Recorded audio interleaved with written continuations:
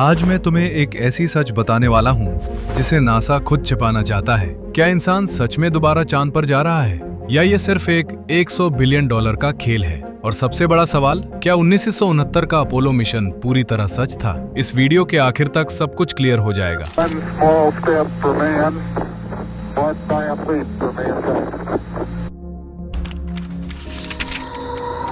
अगर हम पहले चांद पर पहुंच सकते थे तो आज 50 साल बाद भी क्यों नहीं जा पाए? ये सवाल अकेले हजारों लोगों को पागल बना देता है। मैं आपको ये ऐसा वेबसाइट बताने जा रहा जहां आपको होम अप्लायंस जैसे mixie, washing machine, geyser, induction fans और भी बहुत सारे मशीनरी का स्पेयर पार्ट्स मिल जाएगा जो कि आपके शहर में नहीं मिल रहा, तो आप यहां से मंगवा सकते हैं। वेबसाइट का नाम है स्पेरिफाई और ये 100% ट्रस्टेबल है। 2020 में नासा ने एक बड़ा सपना देखा, आर्टेमिस, मून पर वापस जाना। Sound simple? बिल्कुल नहीं। आर्टेमिस 1 में कोई इंसान नहीं था, बस दिखावा। अब आर्टेमिस 2 में असली खेल शुरू होगा। एस्ट्रोनॉट्स को लेकर जाएंगे गहरे स्पेस में, वहां जहां से वापसी के चांसेस कम है। 2021 में डिले हुआ, 2023 में फिर डिले हुआ, 2025 में भी अभी हवा में है। हर बार एक नया बहाना, technical problem, safety issue, budget shortage. लेकिन सच ये है, अगर टेक्नोलॉजी इतनी एडवांस्ड है तो डिलेज क्यों? कुछ स्पेस एक्सपर्ट्स का मानना है ये डिलेज इंटेंशनल हो सकते हैं। जब एस्ट्रोनॉट्स चांद के लिए निकलेंगे तो उन्हें फेस करने होंगे कॉस्मिक रेडिएशन जो डीएनए को डैमेज कर सकती है, जीरो ग्रेविटी जो बॉडी को खराब कर सकता है, लिमिटेड ऑक्सीजन अगर कोई इमरजेंसी हो तो, और सबसे स्कैरी बात, वहां से बैकअप रेस्क्यू नहीं आ सकता। असली लाइफ सपोर्ट सिस्टम सिर्फ एक कैप्सूल, $93 बिलियन।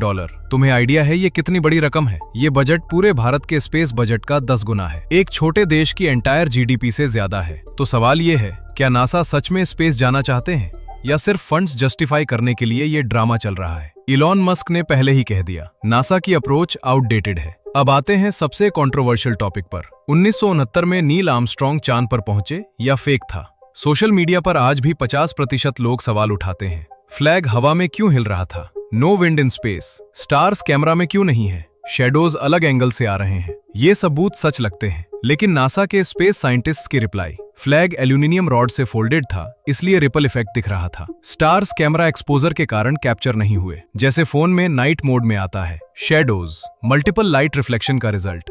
लेकिन biggest proof, moon rocks. 382 kilogram rocks लाए गए जो इंडिपेंडेंट लैब्स में एनालाइज किए गए। आज भी यूनिवर्सिटीज में स्टडी हो रहे हैं। किसी ने आर्टिफिशियली क्रिएट नहीं कर सकते। सोवियत ट्रैकिंग, यूएसएसआर भी मिशन को ट्रैक कर रहा था। कोल्ड वॉर में यूएसएसआर नासा को एक्सपोज करते। अगर फेक होता तो सच ये है, अपोलो मिशन रियल था, फिर भी डाउट्स बने हुए हैं क्योंकि फुटेज क्वालिटी 1960 के दशक में वीडियो रिकॉर्डिंग बहुत लो रेज था। नासा ने ट्रांसपेरेंसी नहीं दी, काफी चीजें क्लासिफाइड रहीं। कोल्ड वॉर पॉलिटिक्स, यूएसए को विनिंग मूड में दिखना था। कंस्पिरेसी थियरीज वायरल हो गईं, यूट्यूब ने उन्हें बूस्ट किया। द रियल इशू, नासा खुद पारदर्शी नहीं रहा तो डाउट बना रहा। अब इंटरेस्टिंग पार्ट आता है। अपोलो मिशन 1960 के दशक में हुआ, टेक्नोलॉजी लिमिटेड थी। आर्टेमिस मिशन 2020 के दशक में हो रहा है, टेक्नोलॉजी एडवांस्ड है, फिर भी अपोलो को 8 साल में कंप्लीट किया गया। आर्टेमिस को अभी 15 साल हो गए, अभी भी खत्म नहीं। कॉन्ट्राडिक्शन, अगर पहले लिमिटेड टेक से कर सके तो एडवांस टेक से अब क्यों नहीं पॉसिबल?